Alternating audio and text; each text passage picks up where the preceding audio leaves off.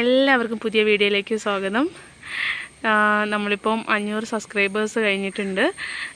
എല്ലാവർക്കും വളരെയധികം നന്ദിയുണ്ട്. ഇങ്ങനെ കൂടെ നിന്നതിന്, സപ്പോർട്ട് ചെയ്തതിന്, നിങ്ങളുടെ അഭിപ്രായങ്ങൾ രേഖപ്പെടുത്തിയതിന് എല്ലാത്തിനും ഒരുപാട് നന്ദിയുണ്ട്.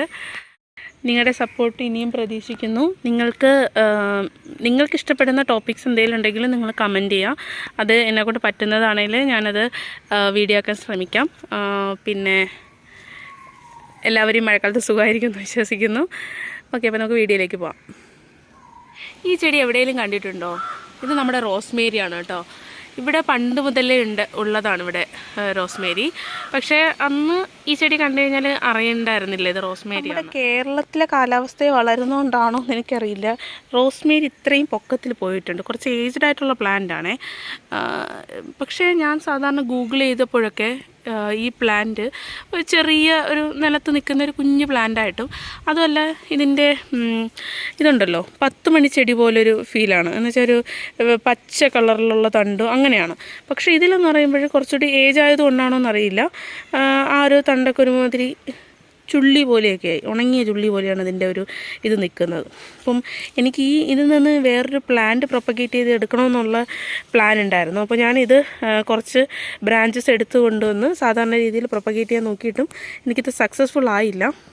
ഇതിനി വേറെ പ്രൊപ്പഗേഷൻ മെത്തേഡ് ഉണ്ടോ എന്ന് എനിക്കറിയില്ല. നിങ്ങളാരെങ്കിലും ഇത് പ്രൊപ്പഗേറ്റ് ചെയ്ത് സക്സസ്ഫുൾ ആയിട്ടുണ്ടെങ്കിൽ അതൊന്ന് കമൻറ്റ് ബോക്സിൽ മെൻഷൻ ചെയ്യണം. ഇവിടെ കുറച്ച് കാലമായിട്ട് ഉണ്ടായിരുന്നു, പക്ഷേ ഇതാണ് റോസ്മേരി എന്നോ ഇതെന്തിനാണ് ഉപയോഗിക്കുന്നതെന്നൊന്നും അറിയണ്ടായിരുന്നില്ല. ഈ ഇടക്കാലത്തല്ലേ ഇതൊക്കെ കുറച്ച് ഫേമസ് ആയത്.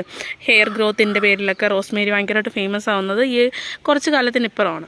അതിന് മുന്നേ ഈ പ്ലാന്റ് ഇവിടെ ഉണ്ടായിരുന്നു. അപ്പോൾ ഞാൻ സാധാരണ ഇത് വിചാരിച്ചിട്ടുണ്ടായിരുന്നത് നമ്മുടെ സാധാരണ കുറ്റിച്ചെടികളുണ്ടല്ലോ, അങ്ങനെയാണെന്ന് വിചാരിച്ചിട്ടുണ്ടായിരുന്നത്. പിന്നീടാണ് മനസ്സിലായത് ഇത് നമ്മുടെ ഈ ഹെർബായിട്ട് ഈ പുറത്ത് രാജ്യങ്ങളിൽ നമ്മളിവിടെ സ്പൈസസിന് യൂസ് ചെയ്യുന്നതിന് പകരം അവരുടെ ഡിഷസിൽ യൂസ് ചെയ്യുന്ന അവിടുത്തെ ഒരു ഹെർബാണെന്നുള്ളത് മനസ്സിലായത്. പക്ഷെ അപ്പോഴും ഇതിൻ്റെ ബ്യൂട്ടി ബെനിഫിറ്റ്സ് എനിക്കറിയില്ല. ഇത്രയധികം പ്രോഡക്ട്സ് ഇത് റിലേറ്റഡ് ഇറങ്ങുന്നുണ്ട് എന്നുള്ളതിനെ പറ്റിയൊന്നും അറിയില്ല. അന്ന് ഇത്രത്തോളം ഫെമിലിയറായിട്ട് ഇതിനെപ്പറ്റി നമ്മുടെ നാട്ടിൽ അറിയില്ലല്ലോ. ഇവൻ്റെ ബ്യൂട്ടി ബെനിഫിറ്റ്സ് ഒന്നും ഞാൻ പ്രത്യേകിച്ച് എടുത്ത് പറയേണ്ട ആവശ്യമില്ല. ഇത് ഓയിലുണ്ടാക്കും, അല്ലാണ്ട് തന്നെ നമുക്ക് സാധാരണ ഇത് റോസ്മേരി ടീ ഒക്കെ ഉണ്ടാക്കും.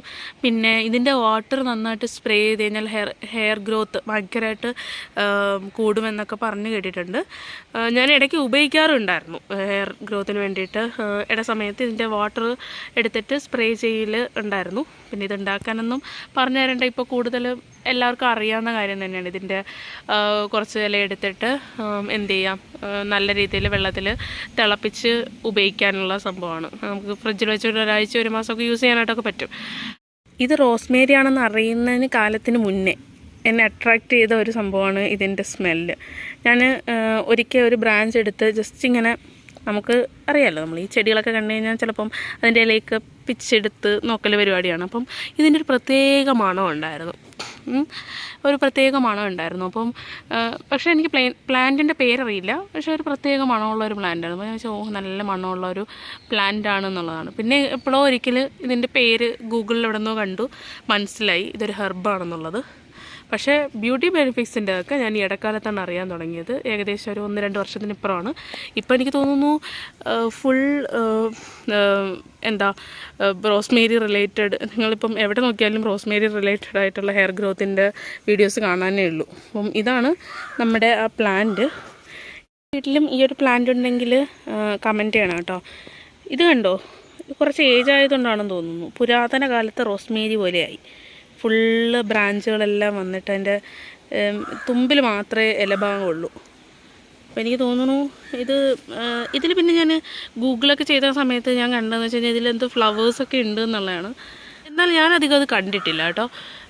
ഈ പ്ലാന്റിനകത്ത് ഞാനിങ്ങനെ അധികം ഈ ഫ്ലവേഴ്സൊന്നും വന്ന് ഞാൻ കണ്ടിട്ടില്ല. ചിലപ്പം അതുവഴി വിത്ത് വന്നിട്ടുള്ളൊരു പ്രൊപ്പഗേഷൻ ഉണ്ടാവും, പക്ഷേ ഇത് ഞാനധികം കണ്ടിട്ടില്ല. നമ്മുടെ കാലാവസ്ഥയിൽ ഇത് പ്രോപ്പറായിട്ട് വളരാത്തതാണോ, നന്നായിട്ട് പൂവിടാത്തതാണോ, വിത്തിടാത്തതാണോ, ഇതൊന്നും എനിക്കറിയില്ല. എന്നിരുന്നാലും ഇതിൻ്റെ കോലം ഇപ്പോൾ ഇങ്ങനെയാണ് കേട്ടോ നിൽക്കുന്ന ഒരു കോലം ഇങ്ങനെയാണ്. അതിൻ്റെ നിങ്ങൾക്കിത് അടുത്തേക്ക് വരുമ്പോൾ തന്നെ അറിയാം. അതിൻ്റെ കുറച്ചെല്ലാം ബ്രാഞ്ചസൊക്കെ ഇങ്ങനെ ഉണങ്ങിപ്പോയിട്ടുണ്ട്. വേനൽ ഇതിനെ അഫക്റ്റ് ചെയ്തിട്ടുണ്ട് കേട്ടോ, നന്നായിട്ട് വേനലും ഇതിനെ അഫക്റ്റ് ചെയ്തിട്ടുണ്ട്. അല്ലാണ്ട് തന്നെ നല്ല രീതിയിൽ ബ്രാഞ്ചസ് ഭയങ്കര രീതിയിൽ ഏജ്ഡും ആയിട്ടുമുണ്ട്. പക്ഷേ ഇതിൻ്റെ ലീഫ് ഇപ്പോഴും നമുക്ക് എന്ത് ചെയ്യാൻ പറ്റുന്നുണ്ട്, ഇതിന് വേണ്ടിയിട്ട് ഇത് ഞാൻ വെള്ളം തിളപ്പിക്കാൻ വേണ്ടിയിട്ട് എടുക്കാറുണ്ട്, നമ്മുടെ ഹെയറിൽ സ്പ്രേ ചെയ്യാൻ വേണ്ടിയിട്ട്. അപ്പോൾ അത് എക്സൈറ്റ് എസൻസും അതിൻ്റെ അതേ മണവും എല്ലാം നമുക്ക് അതുപോലെ തന്നെ കിട്ടുന്നുണ്ട്. ഓരോ പ്ലാന്റുകൾക്കും അതിൻ്റേതായ ഒരു അഡാപ്റ്റ് ചെയ്ത കുറച്ച് എൻവയോൺമെൻറ്റ് ഉണ്ടാവും. അപ്പോൾ അതിൽ നിന്ന് മാറി നിൽക്കുന്നുണ്ടാവും ഇങ്ങനെ കാണപ്പെടുന്നത്. അപ്പോൾ നിങ്ങൾ വീട്ടിൽ റോസ്മേരി ഉണ്ടെങ്കിൽ അതും ഈ ഒരു രൂപത്തിലാണോ നിൽക്കുന്നത്, അതോ എക്സാക്റ്റ് നമ്മൾ ഈ ഗൂഗിളിലൊക്കെ കാണുന്ന പോലെ തന്നെയാണോ അത് നിൽക്കുന്നത് എന്നുള്ളത് കമൻറ്റ് ചെയ്യണം കേട്ടോ. എനിക്കൊരു ക്യൂരിയോസിറ്റി ഉണ്ട് അതെങ്ങനെയാണെന്ന് അറിയാൻ വേണ്ടിയിട്ട്. അപ്പം ഇവിടെ എന്തായാലും ഈ ഒരു രൂപത്തിലാണ്. അപ്പോൾ ഇതാണ് നമ്മുടെ നാട്ടിലെ റോസ്മേരിയുടെ വിശേഷം. നിങ്ങളുടെ വീട്ടിലും ഇതുണ്ടെങ്കിൽ ഇതിനെ പറ്റിയുള്ള വിശേഷങ്ങൾ പറയാം.